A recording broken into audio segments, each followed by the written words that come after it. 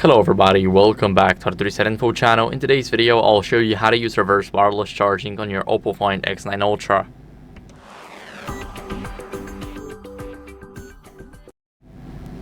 So first, what you guys want to do is go over, open up the settings app, and in the settings app, scroll down until you guys see battery.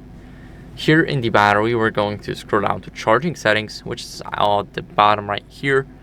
And here we also need to scroll all the way down to reverse wireless charging.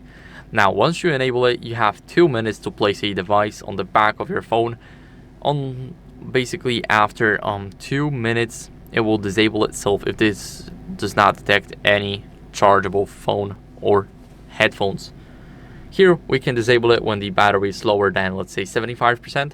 So we will give around 15 to 16% of our battery if we are at 90.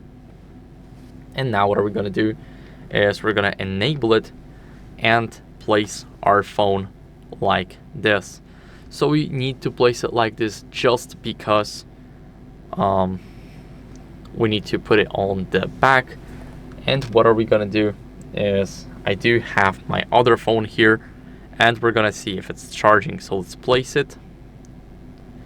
And as you guys can see, we are charging the iPhone with this method. So of course it is a bit of a slow charge.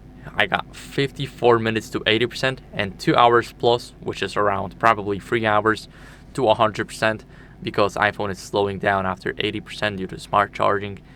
And that's basically how it works. So it does work. Do not expect some miracles that your phone will charge from 0 to 100 in 5 minutes due to the reverse wireless charge. It does not work like that.